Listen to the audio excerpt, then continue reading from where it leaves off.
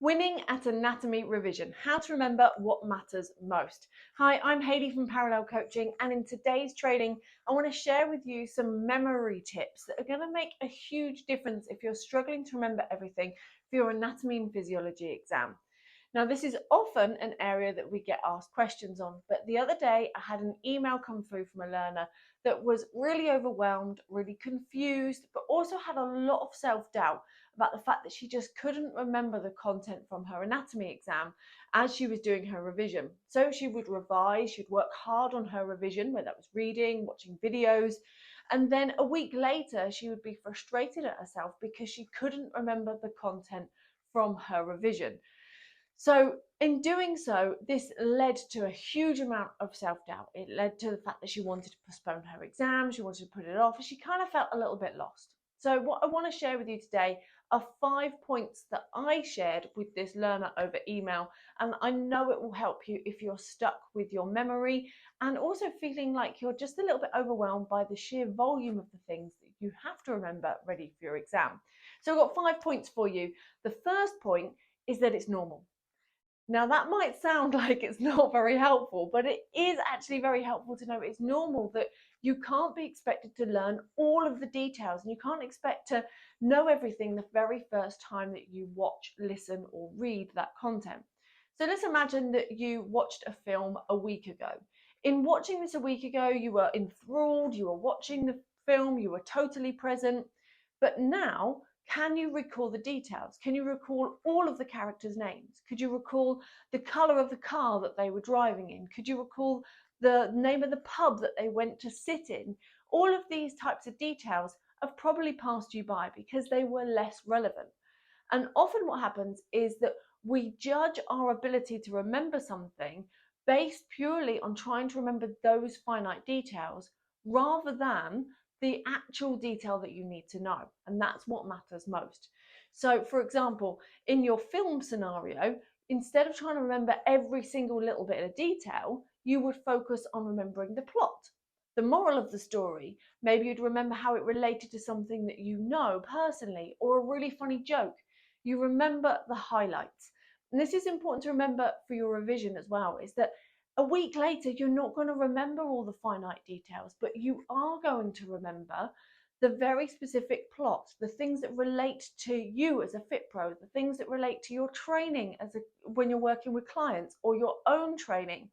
So the more that you can relate it to things that are normal or relevant to you, the more it's going to help you remember that detail. So that's point number one, is that it's normal that you won't remember all of the details the first time you go through something. And actually, don't be so hard on yourself because it actually is very normal. Point number two is to relate it to something that is real for you. When you're doing your revision, rather than trying to remember it rote, so paragraph by paragraph, line by line, instead try and remember it so that you're relating it to something. So when you're learning about energy systems, relate it to your cardiovascular training, or when you're training a client, think about how this relates to something you're going to use, and you will not only apply the knowledge and therefore be more likely to remember it, but you'll also find that in doing so, you're actually in a place whereby you'll remember it for your exam, because quite often the exam questions, especially at level 3, ask you to apply your knowledge to something relevant within the fitness industry. So it's actually more appropriate for the exam, and it'll help you remember it, just like remembering the plot of a film rather than all the tiny details. So point number 3 is repetition. So again, you can't be expected to remember every single line of that film because you watched it once. But what happens with something when you hear it over and over and over again is that it starts to embed in your mind and you start to remember it. Take a song that you listen on the radio. The first time you hear it, you're like, oh, that's quite nice. I listened to it, but I couldn't remember any of the words. Can't even remember the title. The next time you listen to it, you remember the title, maybe the artist. The next time you start to remember some of the key lyrics from the chorus because that's the bit that repeats the most. And maybe you pick up on some of the rhythm. Maybe you can then start singing along. So it takes some repetition. So do the same in your revision. Don't think that because you've watched something once or that you've read something once, that actually that's enough to be able to remember all those finite details. Instead, repeat. And using things like MP3 downloads of the video tutorial you've used is perfect because you watched it on the video tutorial, so it's embedded in your mind. All you need is then recap and repetition of that. And audio is great because you can download it and you can do it wherever you may be. Even if you don't have Wi-Fi, you can go for a walk, you could be driving in the car, and just like when you listen to a song on the radio, you remember that content so much better. So that's point number 3. Point number 4 is to do mock questions and practice your strategy. This is really important because quite often we judge our ability to remember or not remember something by trying to do what I call open recall. Now, open recall is whereby you kind of go, what do I remember about the heart? And you kind of like ask yourself this big open question, but you don't kind of have any response or anything to hold it to or any actual answers that you can choose from. So instead, make sure you're using proper mock questions that relate to the exam you're going to do. These are going to be multiple choice questions that have clear answers that it could or couldn't be. And then you can practice your exam strategy inside that using the King's formula, whereby you're breaking down the questions. If you want more information on the King's formula, make sure you click the link, and that will show you how to break down each question and unpick them, even if it's the most complicated question in your exam paper. So that's point number 4. Point number 5 is believe in yourself. Now, that might sound a little bit cliche, but you need to believe in yourself. If you start reeling off all the reasons why you're going to fail your exam, unfortunately, you're probably not going to do so well. And you're going to make it very stressful, very unenjoyable, very overwhelming, and you're probably just going to want to get it over and done with. Instead, be a bit nicer to yourself. Smile a little bit. Believe that you can do it, even if it feels a little bit tricky right now. And actually, you're going to enjoy the process. You're going to be more open-minded to actually getting the questions right.